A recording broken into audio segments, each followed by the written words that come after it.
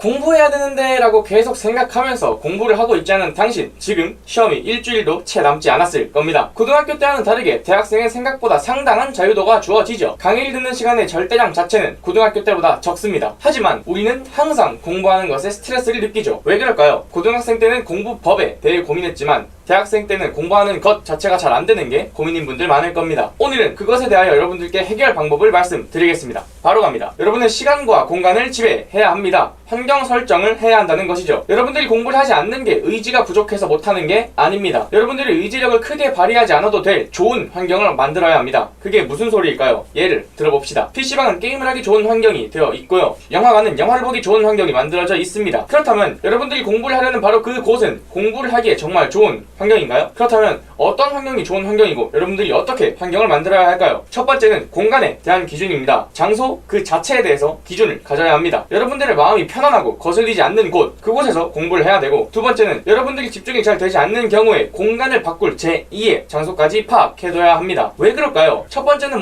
당연하죠. 옆에서 누가 다리를 떨고 있고 음악이 시끄러운 곳에서 공부가 잘 될까요? 그럴 리가 없다고 저는 생각합니다. 그리고 두 번째는 하나의 공간에서 오랫동안 공부를 하다 보면 좀 물리고 집중력이 떨어지는데요. 밖에서 몇 번 쉬다 왔다고 해도 어느 순간부터 이게 계속된다면 두 번째 공간으로 아예 환경을 옮겨보는 것이 도움이 될 수가 있습니다. 왜냐하면 우리 인간은 옛날부터 사냥을 하면서 살아왔고요. 그리고 그것에 대해서 기억하는 방식이 어디 이동하면 뭐가 있고 어디 이동하면 뭐가 있고 이렇게 해서 공간과 기억이 조화롭게 조합되어 있었을 겁니다. 생각보다 우리 사회가 진화된 것이 생명체의 진화보다 훨씬 빨리 됐기 때문에 우리의 뇌 구조는 아직도 원시인의 구조라고도 하죠. 그래서 지금 이 장소에서 나의 전반적인 효율이 떨어진 것 같다면 한번 장소를 옮겨보는 것도 고려해야 된다는 겁니다. 그래서 저는 이렇게 생각해서 저의 공부 장소를 정했습니다. 저는 학교 도서관이 정말 거슬리더라고요. 옆에 사람이 뭐 하는지 신경 쓰이고 걸어다니는 사람이 있고 책 페이지가 넘어가는 소리가 너무 잘 느껴져서 저는 집과 집 근처에 있는 공공도서관에서 공부를 합니다. 이 두 가지 개념을 저는 제 삶에 적용을 한 거죠. 이제 장소 그 자체보다는 장소 내부에 들어왔을 때 여러분들이 신경 써야 될 것은 다음과 같습니다. 첫 번째는 집중력을 빼앗는 것들을 통제하는 것, 두 번째는 자세를 바꿀 수 있는 방안을 만드는 것입니다. 이런 장소 자체의 특성에 따라서 달라질 수도 있긴 하지만 일반적으로 여러분들의 집중력을 빼앗는 것 뭐가 있죠? 주변 전자기기들 같은 거죠. 스마트폰, 태블릿 등등 장소 자체가 산만한 것도 집중력을 빼앗습니다. 그래서 책상을 좀 깨끗이 정돈하시고 그리고 스마트폰을 무음 상태로 만드는 등의 노력을 집에서 공부할 때는 기울이셔야 되겠습니다. 여러분들의 신경이 거기에 최대한 덜 가게 환경을 꾸려두세요. 그리고 자세를 바꿀 수 있는 방안은 아까 말씀드린 공간 옮기기와 비슷한데 신체적 활동과 정신적 활동을 결합해서 좀 같이 하라는 겁니다. 여러분들도 그런 적 있을 거예요. 영어 단어를 배울 때 그냥 앉아서 계속 머리를 쓰는 것보다 일어나서 흥얼흥얼 거리면서 중얼중얼 대면서 이렇게 책을 들고 돌아다니는 게 어땠어요? 생각보다 더 공부가 잘 되는 경험을 해보셨을 거예요. 그것처럼 앉아있는 게 좀 자세가 물리다 혹은 졸리다 하면은 일어서서 할 수 있는 방안을 만들어 두는 것이 참 좋겠죠. 그래서 저는 스탠딩 독서대를 집에 하나 구비해두고 사용하고 있습니다. 이제 공간에 대해서 말씀드릴 건 끝났고요. 두 번째는 시간에 대해서 말씀드리겠습니다. 첫 번째는 강의 앞 뒤입니다. 누구나 예습과 복습이 짱인 걸 압니다. 강의 전에 30분만이라도 10분만이라도 3분만이라도 자료나 교재를 한번 보고 쭉 그냥 훑습니다. 오늘 배울 거의 흐름만 파악하는 거예요. 그리고 강의가 끝나면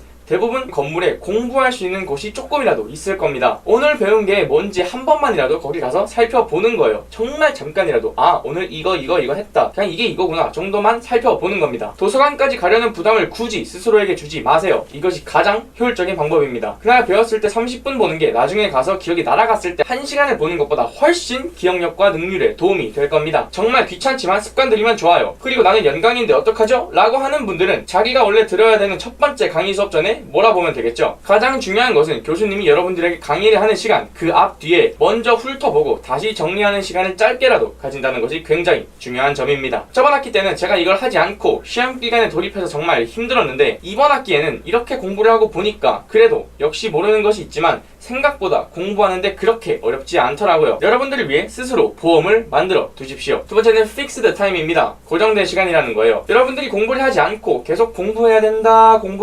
말로만 하는 이유가 바로 뭘까요? 공부 시간을 따로 설정하지 않고 생각만 해서입니다. 여러분들 학교 가는 시간 언제죠? 정해져 있죠. 여러분들이 알바하는 시간 정해져 있죠. 근데 여러분 공부하는 시간을 딱 정해놨나요? 갑자기 이런 질문이 들어올 수 있을 것 같아요. 어느 영상을 보니까 시간 말고 분량으로 계획을 세우라는데요.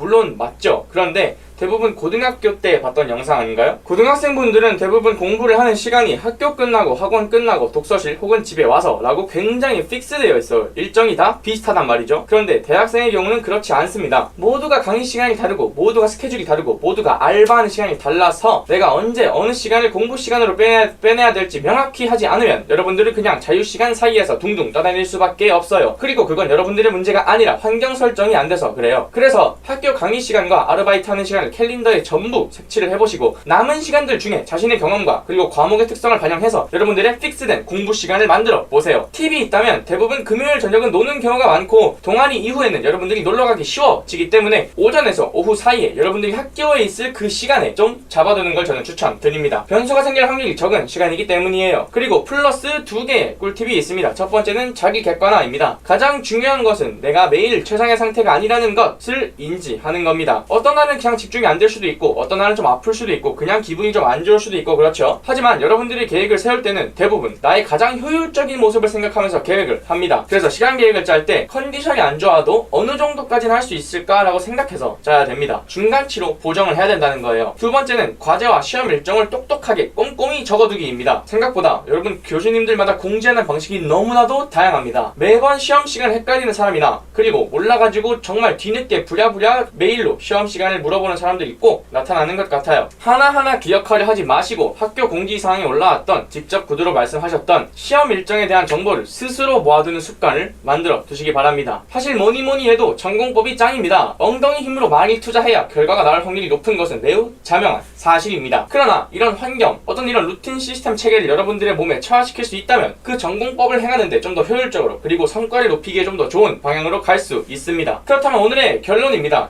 여러분들이 공부를 하기 위해서는 공간과 시간을 지배해야 됩니다. 특히 시공간의 제약이 없어진 대학생들의 경우 더더욱 이런 기준들에 대해서 스스로 인지하고 행동으로 옮기고 시스템을 만드는 것이 더욱 중요해집니다. 첫 번째는 공간입니다. 마음이 편안하고 거슬리지 않는 장소, 그리고 집중이 되지 않을 경우를 대비해서 제2의 장소까지 마련해 두기입니다. 그리고 집중력을 빼앗는 것들을 통제하고 자세를 바꿀 수 있는 방안을 만드는 것을 여러분들의 공부하는 공간에 대한 기준으로 잡아두시면 됩니다. 두 번째는 시간입니다. 시간은 강의 앞, 뒤로 최소한의 예습 복습 시간을 챙겨주기. 예습 복습이라는 거창한 단어를 쓰지 마시고 훑어본다 라고 간단하게 생각하고 책이라도 한 번만 펼쳐보세요. 여러분들의 효율이 굉장히 좋아질 겁니다. 두 번째는 픽스드 타임 만들어 놓기입니다. 시간표나 아르바이트처럼 고정 시간이 공부에도 할당되어 있어야 여러분들이 기준을 가지고 공부 시간을 넣기가 좋습니다. 계획으로 공부 분량을 짜는 거 아닌가요? 라고 할 수 있지만 일단 시간을 먼저 박아둬야 내가 이 시간에 이걸 할 수 있을지 없을지 판단이 되고 그렇기 때문에 이후 자신의 행동에 대해서 추적하고 피드백을 하는 것이 가능해지는 겁니다. 그렇기 때문에 시간을 확실히 공부 시간을 확실히 빼두어야 합니다. 그리고 플러스 알파로는 내가 매일 최상의 상태가 아니라는 걸 인지하고 과제와 시험 일정을 똑똑하게 계속 적어두는 것입니다. 일주일 뒤에 있을 여러분들의 시험을 응원합니다. 모두 A+